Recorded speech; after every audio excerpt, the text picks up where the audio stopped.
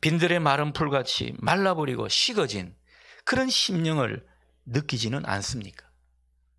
그러나 오늘 이 베드로의 말처럼 내 앞에 항상 계신 주님을 바라보고 그 주님을 붙드시는 여러분 되시기를 바랍니다.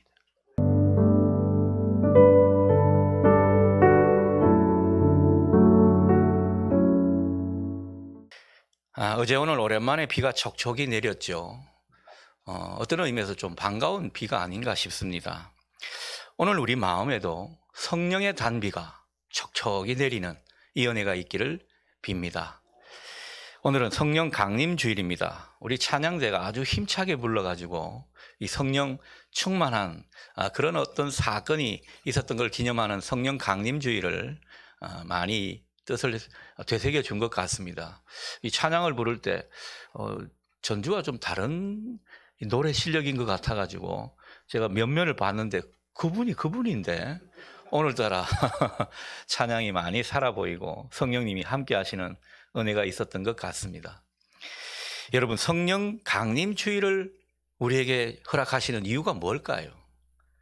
우리가 성령이 임하신 사건, 그리고 성령을 따라 사는 존재임을 때로는 잊고 살기 때문입니다. 그래서 성령 충만함을 받아서 성령님과 더불어 뭔가 새로운 삶으로 다시 나아가라고 우리에게 성령 강림 주일을 준 것입니다. 오늘 그 의미를 깊이 새기고 또 성령 충만한 사람으로 성령님과 더불어 사는 저와 여러분 되실 수 있기를 소원합니다. 창세기 2장 7절 말씀은요, 하나님이 땅에 흙으로 사람을 지으시고 생기를 그 코에 불어넣으시니 사람이 생명이 되었다, 이렇게 전해주고 있습니다. 여기서 생기라는 말은 생명의 기운이라고 말할 수 있겠죠. 그리고 이 생기라는 말을 이 원어로 생각해 보면 숨, 그리고 기운, 또 바람, 이런 것으로 번역될 수 있는 말입니다. 여러분, 하나님의 숨, 하나님의 생기, 하나님의 바람으로 인식될 수 있는 존재가 누구겠습니까? 바로 성령님입니다. 그래서 성령님을 은유하는 표현이 하나님의 생기다, 하나님의 숨이다, 그렇게 표현하게 되는 것이죠. 여러분, 하나님의 숨이신 성령님이 우리 속에 머물게 되면 우리는 생명의 기운을 느끼게 됩니다. 그래서 힘이 없는 자가 힘이 있게 되고요, 주저앉은 사람이 일어서게 됩니다. 그리고 앞으로 나아가지 못해서 주저주저 하던 사람이 당당히 앞으로 나아가는 이런 모습이 있게 되는 것입니다.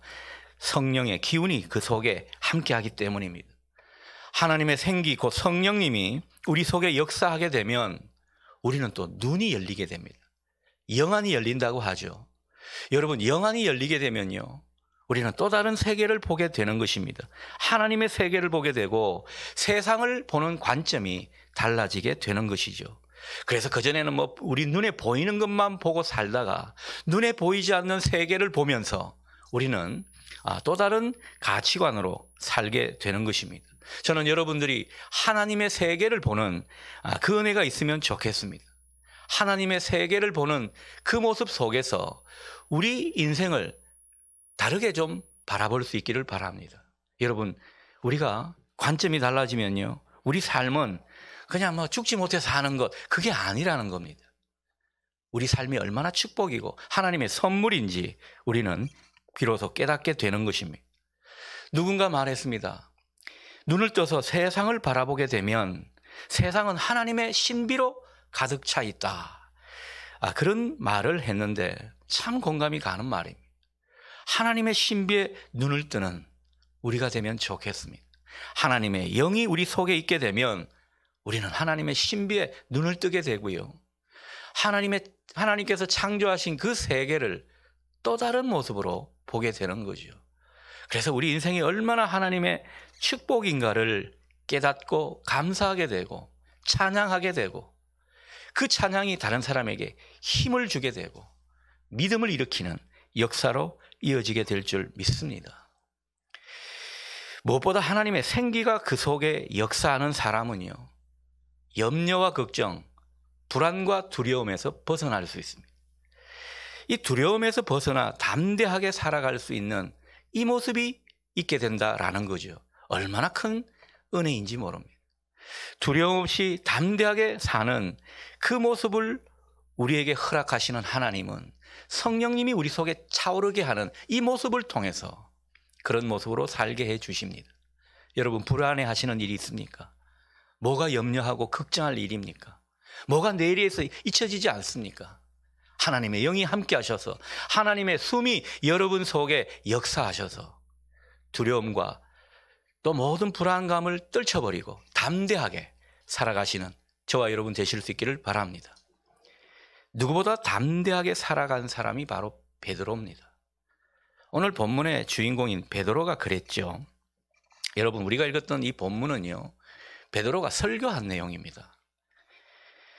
그런데 이 베드로가 뭐 여러 번 설교한 뒤에 오늘 이 설교를 한 게 아니고요, 처음으로 설교한 그런 내용이 되겠습니다. 저도 처음 설교하던 때를 생각해 보면 아이고 되게 부끄럽습니다. 이 담대하지 못했거든요. 근데 오늘 베드로를 보면요, 처음 설교하는데 얼마나 담대한지 모릅니다. 예전에 예수님을 모른다고 부인하고 저주하던 그 쫄짱부 같은 베드로가 아닙니다. 오순절 성령님이 강림하시는 그 사건을 기대하고 기다리고 비로소 경험한 이 베드로였기 때문에 이제 사람들을 향해서 아주 당당하게 예수님을 증거하고 복음을 말하고 하나님 나라를 선포하는 그런 모습인 것이죠. 요즘 하남자, 상남자 이런 말을 젊은이들이 들어 하는 것 같은데 정말 베드로가 예전에 하남자였습니다.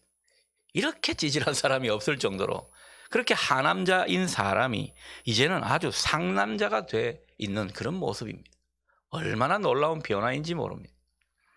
베드로는 설교를 통해서 먼저 오순절 성령 강림이 구약의 예언대로 그대로 이루어진 것임을 증명했습니다. 우리 읽었던 본문 앞부분에 그런 내용을 전하고 있고요. 이어서 오늘 본문에서는요, 예수님께서 바로 그 주 그리스도가 되심을 증거하고 있습니다. 그러면서 이 베드로는 하나님께서 메시아로 보내신 그 예수님을 당신들이 못 박아 죽였다, 이런 말을 하고 있습니다. 22절에서 23절, 오늘 본문 앞 22절 23절을 제가 읽습니다. 이스라엘 사람들아, 너희도 아는 바와 같이 하나님께서 나사렛 예수로 큰 권능과 기사와 표적을 너희 가운데서 베푸사 너희 앞에서 그를 정언하셨느니라. 그가 하나님께서 정하신 뜻과 미리 아신 대로 내준 바 되었거늘 너희가 못 박아 죽였다. 오늘 본문 36절도 보면요, 너희가 주님을 확실히 십자가에 못 박아 죽였다, 이렇게 이야기를 하고 강조를 하는 그런 모습입니다. 얼마나 대담한지 모릅니다. 여러분, 베드로가 얼마나 담대한지 간이 배 밖에 나온 모습입니다. 왠가 하니까 지금 이 베드로 설교를 듣고 있는 사람들 중에는요, 불과 50여일 전에 예수님을 십자가에 못 박으라고 그렇게 소리 지르면서 그 종교 지도자들에게 부안애동하던 그 사람들이 듣고 있었다라는 거죠. 어떻게 보면 굉장히 양심에 가책을 줄 만한 이야기를 하고 있습니다. 그것도 애들러서 이야기하는 것이 아니라 아주 콕 집어서 직접적으로 이야기를 하고 있더라라는 거죠. 얼마나 사람들 비위가 거슬렸겠습니까? 얼마나 이것이 못마땅한 소리였겠습니까? 그런데 이 소리를 아주 담대하게 하고 있다라는 거죠. 여러분, 요즘 이 시대에 이렇게 설교하다가는 아이고, 목사님들, 교인들한테 온갖 소리를 다 들을 겁니다. 정말 요즘에는 이런 설교를 제대로 할 수가 없는 시대라고 할 수 있겠습니다. 그런데 베드로는 조금도 두려워하지 않고 담대하게 이 말을 하고 있다라는 거죠. 여러분, 성령 충만 받은 사람이기 때문에 이렇게 담대한 것입니다. 베드로가 얼마나 성령 충만한 사람인지를 우리에게 잘 보여주는 장면인 것이죠. 성령 충만 받게 되면 믿음이 확실하게 됩니다. 그래서 내가 보고 듣고 깨닫게 된 것, 정말 이것이 확실한 진리라고 하는 그것을 말하고 전하지 않고는 배길 수가 없는 이런 모습에 있게 되는 것입니다. 우리도 그렇습니다. 성령 충만을 받게 되면 예수님을 보다 확실하게 믿게 될 줄 믿습니다. 전에는 뭐 믿는 것인지 안 믿는 것인지 모를 정도로, 말씀대로 사는 것인지 아닌 것인지 헷갈릴 정도로 살았는데, 성령 충만한 사람이 되게 되면 우리가 더욱더 성령의 역사를 따라 능력 있게 사는 그런 모습을 보게 될 줄 믿습니다. 얼마나 힘이 있는 삶인지 모릅니다. 여러분, 우리 교회가 함께 말씀을 듣고 나누는 가운데 성령이 충만한 공동체가 되기를 소원합니다. 이것을 위해 기도하십시다. 다시 기도하십시다. 성령의 공동체로 다시 일어설 수 있기를 꿈꾸시며 주님의 역사가 우리 교회 가운데 나타날 수 있도록 기도하시면 좋겠습니다. 성령 충만한 사람은 어찌되었든 간에 복음을 전하게 되고요, 하나님의 일에 참여하게 되고요, 그리고 하나님의 뜻을 이루게 되는 것입니다. 우리에게 이 모습이 있기를 소원하며 기대를 가지고 또 말씀 안에 사는 저와 여러분 되실 수 있기를 소원합니다. 자, 오늘 본문을 좀 더 구체적으로 보면요, 베드로는 십자가 예수님이 그리스도이시다, 이 사실을 증명하기 위해서 여러 구약의 말씀들을 인용하는 것을 우리가 보게 됩니다. 먼저 25절에서 26절을 제가 읽습니다. 다윗이 그를 가리켜 이르되 내가 항상 내 앞에 계신 주를 배웠으며 나로 요동하지 않게 하기 위하여 그가 내 우편에 계시도다. 그러므로 내 마음이 기뻐하였고 내 혀도 즐거워하였으며 육체도 희망에 거하리니. 아멘. 오늘 본문 25절에서 28절은 시편 16편 8절에서 11절 말씀을 인용한 구절들입니다. 십자가에 죽으신 예수님이 부활하셨는데 이것은 다 구약에 이미 예언한 내용이라는 거죠. 그것을 말해주고 있습니다. 오늘 이 시편은 특별히 다윗이 쓴 것인데 27절 하반절에 주의 거룩한 자로 썩음을 당하지 않게 하실 것이미로다, 이 말씀 구절을 보게 되면 이것이 바로 예수님의 부활을 증거하는 말씀이라고 우리가 해석할 수가 있겠습니다. 여기서 말하는 주의 거룩한 자가 바로 예수 그리스도시죠. 그것을 우리가 알 수가 있습니다. 또 30절에서 베드로는 다윗은 선지자였다, 왕이지만 선지자였다, 이것을 말해주고요, 그는 하나님의 계시로 그의 자손 중에서 그리스도가 나타날 것을 이미 알았다, 이것을 또한 가르쳐주고 있습니다. 그리고 31절에서 그 그리스도가 육신이 썩어지지 않고 다시 살아날 것을 미리 내다보고 그래서 다윗이 그리스도의 부활을 예언하게 되었다, 이 점을 가르쳐주고 있습니다. 그러니까 예수님 태어나시기 1000년 전에 다윗이 이미 예수님의 나타나심, 메시아의 나타나심, 그리고 부활까지 예언하고 증언했다, 이 사실을 똑똑히 증거해주고 있는 것이죠. 자기들이 그것의 증인이라고 말하면서 33절을 보면 그런 예수님을 하나님이 높이셨다, 그리고 그 예수님이 지금 약속하신 성령을 부어주셨다 증언하고 있습니다.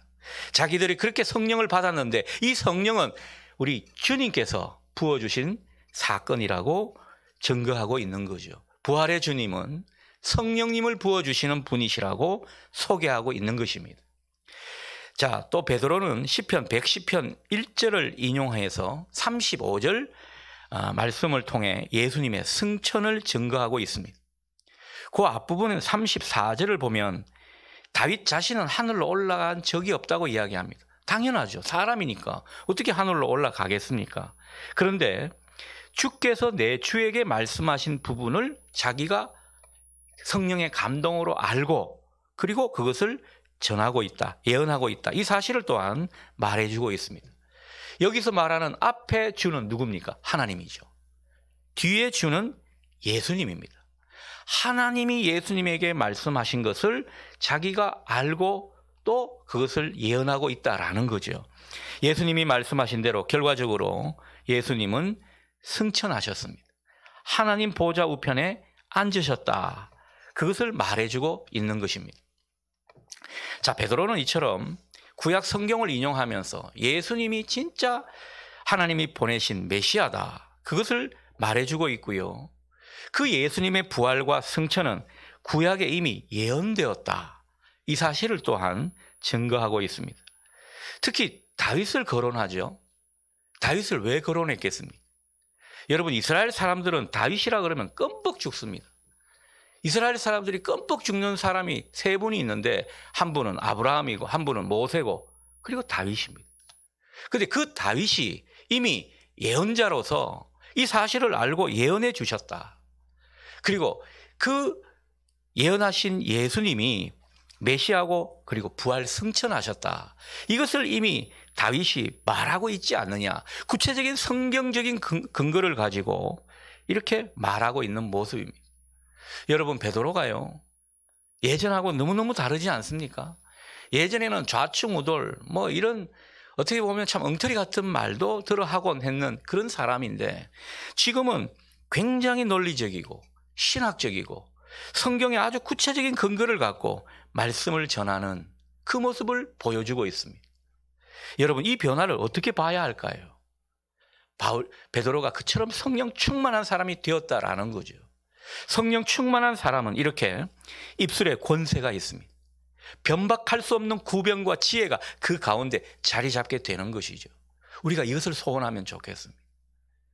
우리가 사실 복음을 전한다, 언감생심, 우리하고는 관련이 없는 이야기처럼 우리가 그렇게 생각할 때가 많지 않습니까?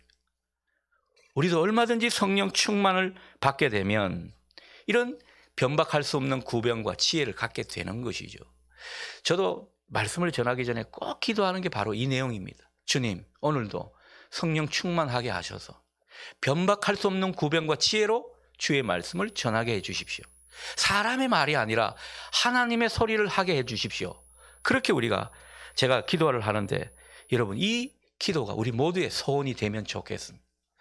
그래서 정말 성령이 주시는 지혜와 능력을 따라서 우리의 일상을 구가하고 또 주님이 맡겨주신 일을 감당하면 좋겠습니다. 특별히 우리 교회에 속한 모든 말씀을 가르치고 전하는 사람들에게 이 은혜가 있기를 소원합니다. 베드로는 이처럼 예수님이야말로 하나님께서 보내신 메시아시고 또 너희가 십자가에 못 박은 그 예수님이시다. 그 예수님을 하나님께서 주가 되게 하셨고 그리스도가 되게 하셨다. 이 사실을 분명하게 전하면서 결론을 맺습니다. 36절입니다. 36절을 보면 이런 말씀이죠. 그런즉 이스라엘 온 집은 확실히 알지니 너희가 십자가에 못 박은 이 예수를 하나님이 주와 그리스도가 되게 하셨다. 분명히 전해주고 있습니다. 자, 그런데 한 가지 생각이 드는 게 있습니다. 여러분, 예수님 당시 사람들 왜 예수님을 주님으로 알아보지 못했을까? 어쩌면 많은 종교 지도자들은요, 다윗이 메시아를 예언하고 그리고 부활하고 승천한 이 구절들을 몰랐을 리가 없습니다. 자기들은 얼마나 성경을 통달하고 있는 사람이라고 자처했는지 모릅니다. 그런데 진리를 모르고 있더라는 거죠. 예수님을 제대로 알아보지를 못하더라는 것입니다. 예수님을 믿지 못하는 그 이유가 뭐냐라는 겁니다. 사실 예수님은요, 그들에게 많은 이적과 치유의 역사를 베푸셨습니다. 놀라운 일을 행하셨습니다. 얼마나 기적의 사건, 은혜의 사건들을 많이 보여주셨는지 모릅니다. 그런데도 그들은 예수님을 주로 믿지 않았습니다. 그들이 기적을 몰랐던 게 아니고 보지 못했던 게 아니었습니다. 왜 이렇게 예수님을 못 믿은 것일까요? 그렇게 기적을 경험하고 말이죠. 여러분, 우리가 한 가지 생각할 것은요, 우리가 성경을 통한 이 기적, 또 눈에 보이는 놀라운 사건들, 이런 것들은 그냥 지나가는 것이라고 생각하면 좋겠습니다. 그것이 우리 믿음을 담보하지를 못한다라는 거죠. 여러분, 치유의 이적을 경험했다고 믿음이 좋아지던가요? 꼭 그런 것만이 아니라는 것입니다. 그 자체가 우리 믿음을 보장해 주지 않습니다. 병이 낫고 문제가 해결되고 사업이 잘 되는 것, 우리가 이렇게만 되면 잘 믿을 것 같다, 그렇게 생각하는 분 많겠지만 꼭 그렇지가 않습니다. 그것을 시작으로 정말 믿음이 굳건해지는 사람이 있는가 하면 그것과는 상관없이 예전 삶으로 돌아가는 사람들도 얼마든지 있습니다. 이적이나 표적으로만 따지면 예수님 당시 유대인들은 정말 예수님을 잘 믿어야 했습니다. 누구보다도 잘 믿어야 했습니다. 얼마나 기적과 은혜를 많이 체험했는데요. 하지만 예수님을 끝까지 그들은 받아들이지 않고 따르지 않았습니다. 예수님의 말씀을 간과했고 무시했습니다. 예수님을 메시아로 인정하지 않았습니다. 혹 우리 가운데 그런 분이 없기를 바랍니다. 정말 예수님을 살아계시는 주님으로 다시 한번 모시고 그분을 인정하고 믿는 이 역사가 있기를 소원합니다. 예수님께서 기적을 일으키시고 놀라운 사건을 보여주시는 이유는 다른 게 아닙니다. 그것을 통해서 예수님을 바라보라는 겁니다. 주님을 경험하면서 그분의 말씀을 주의 깊게 듣고 그 말씀을 받아들이라는 겁니다. 우리는 하나님의 은혜만 체험하고 기적만 경험하고 그걸로 끝입니다. 그리고 자기 열심으로 잘 믿는 것처럼 보이지만은 주님이 원하시는 신앙의 수준으로 들어가지 않습니다. 주님이 원하시는 것은요, 주님과 일치되는 삶을 살라는 것입니다. 주님을 경험해 가면서 주님의 뜻을 받아들이고 그리고 그 주님의 뜻을 내 삶을 통해 나타내 보이라고 말씀하고 있는 것입니다. 근데 사람들은요, 예수님께 기적이나 표적만 바랬지 정작 예수님이 말씀을 들려주실 때는요, 다들 슬금슬금 빠져나갔습니다. 말씀을 피해버렸습니다. 진리를 외면하는 모습이었습니다. 우리도 보면 신앙하면서 눈에 보이는 하나님의 역사하심, 때로는 하나님의 기적과 같은 그런 일에는 솔깃합니다. 그런데 굉장히 관심이 많고 그런 일이 있으면 아멘 아멘 하면서 그 자리에 있고 싶어 합니다. 하지만 그 가운데 이제 말씀 공부 좀 하십시다. 수요 사경에 좀 참석하시죠. 이러면 슬그머니 이제 몸이 다른 데로 움직입니다. 딴청을 피우고 여러 가지 핑계를 댑니다. 말씀이 임하는 곳, 말씀을 공부하는 그곳에 우리 발걸음이 옮겨지질 않습니다. 하나님이 병을 낫게 해주시고 사업을 대박나게 하는 그런 간증에는 정말 사람들이 구름대같이 모여드는데, 하지만 말씀을 듣고 말씀을 공부하는 자리, 진리를 묵상하며 진리를 따르고자 그 진리에 깊이 탐구하는 그런 자리에는 관심이 없다라는 거죠. 슬금슬금 우리도 피하게 되는 것 같습니다. 여러분 어떻습니까? 예수님 때도 그랬습니다. 예나 지금이나 이 모습은 비슷한 것 같아요.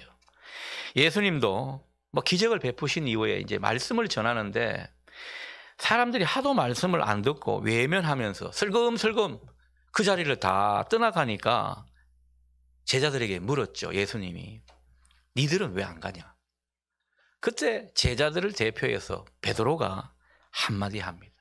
이 베드로는 늘 참 예수님께 칭찬받을 만한 그런 말을 곧잘 하는 분 같습니다. 뭐라고 말했죠? 영생의 말씀이 여기 있는데 우리가 어디 가겠사옵나이까? 여러분, 그 말대로 다 실천은 못하더라도 말이라도 이렇게 하는 우리가 되면 좋겠습니다. 영생의 말씀이 여기 있사온데 우리가 어디 가겠사옵나이까?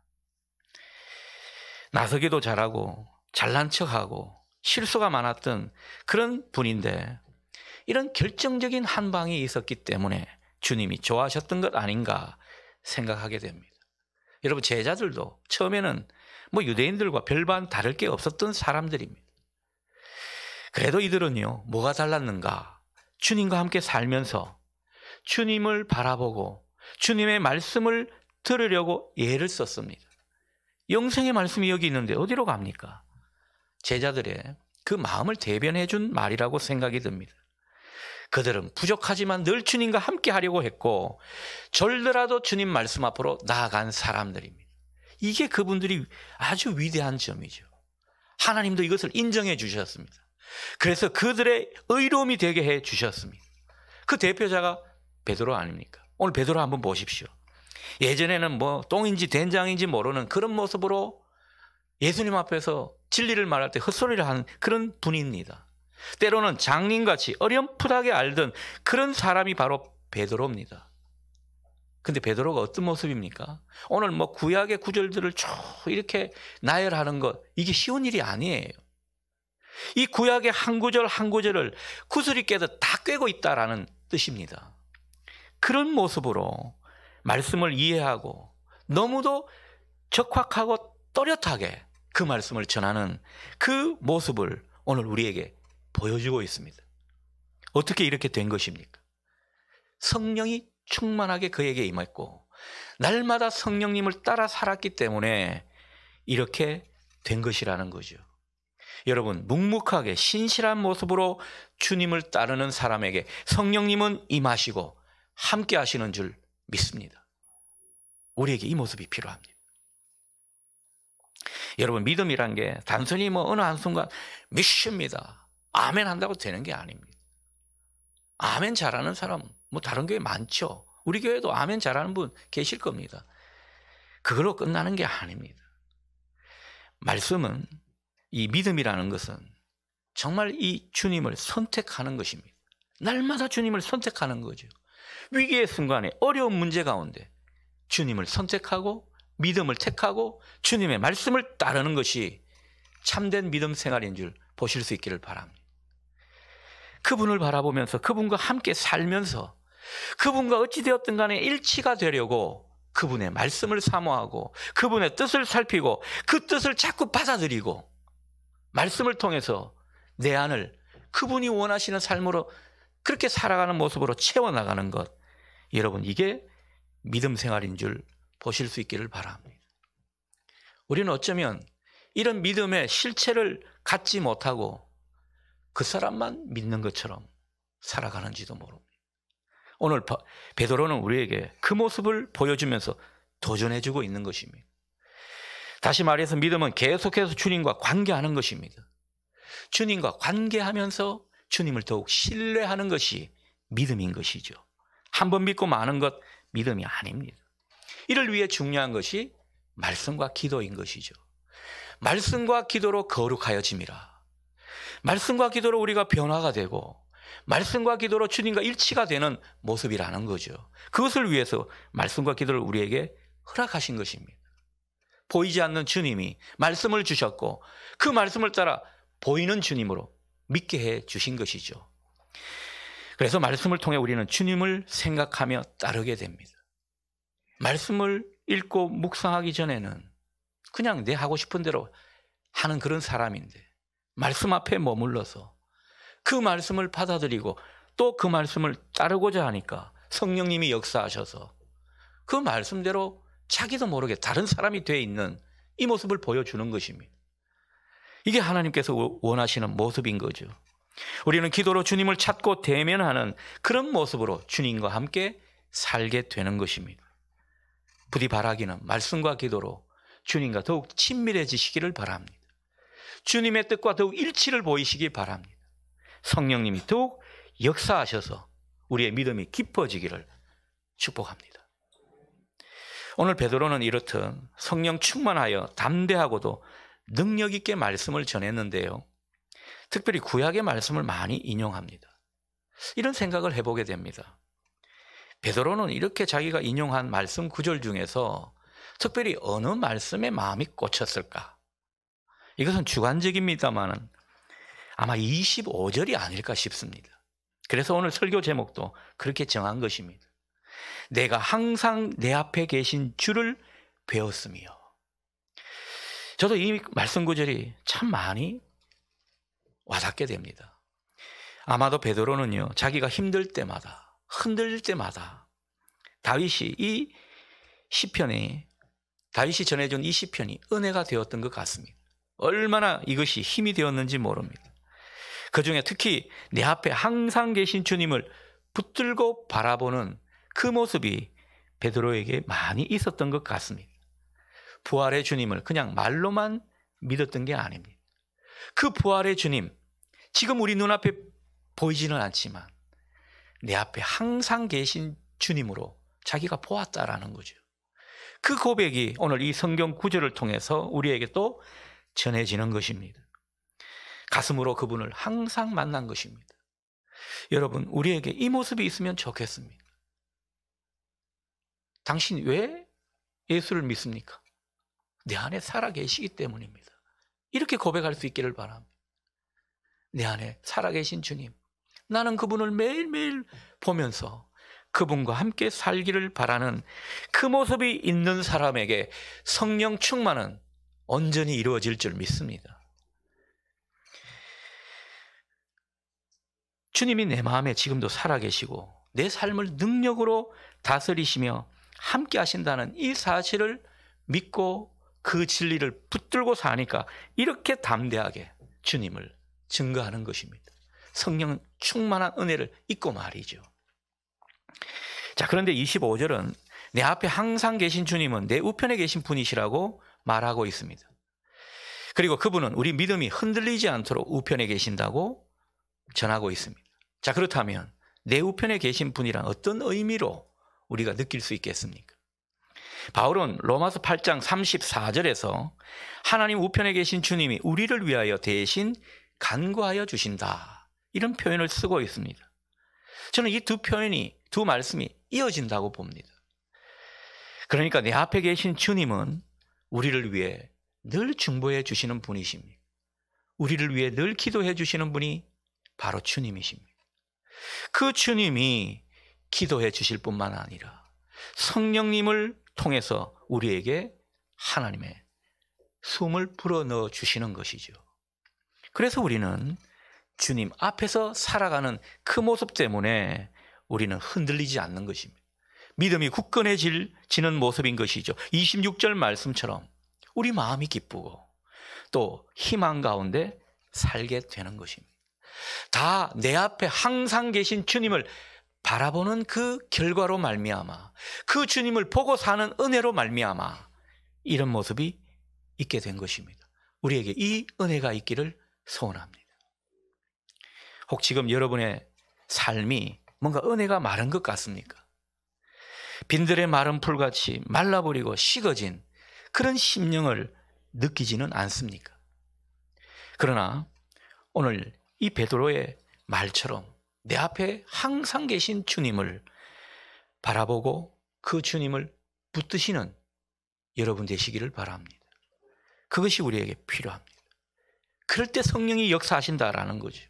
우리는 주의 능력을 안고 사는 사람이 되는 것입니다. 여러분, 성령님은 특별히 낮아진 마음 가운데 함께 하시는 분이십니다.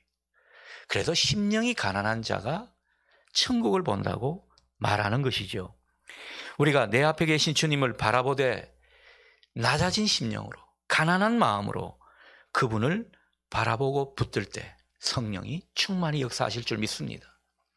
그리고 말씀을 통해서 주님의 뜻을 알고자, 그 말씀을 통해 주님을 만나고자 사모하는 영혼에게 주님은 함께 하시는 것입니다. 성령님을 통해서 말이죠. 또한 간절한 기도로 주님의 이름을 부를 때 주님의 영 성령님은 우리 영혼을 온전히 사로잡아 우리를 붙들어 주시는 은혜로 함께 하실 줄 믿습니다. 이게 다 하나님이 허락하신 은혜의 모습이라는 거죠. 여러분, 우리가 얼마든지 성령을 선물로 받고 성령 충만한 사람으로 살 수가 있는데 그렇지 않고 은혜가 마르고 식어진 그런 심령으로 산다는 것, 그리스도인으로 참되게 살 수 있는 모습이 아닙니다. 이 세상 제대로 살아갈 수가 없는 것입니다. 성령 강림주의를 맞아 성령 충만 받고 그래서 이 세상을 이기고 능력 있게 이 세상을 살아가는 우리 모두 될 수 있기를 소원합니다. 하나님 나라를 전파하며 복음을 선포하며 하나님의 뜻을 함께 이루는 그런 주님의 동력자 되실 수 있기를 바랍니다. 주님이 우리에게 당부하시는 모습입니다. 말씀과 기도로 항상 내 앞에 계신 주님을 우리 안에 모실 때 이 은혜가 있게 되는 거죠.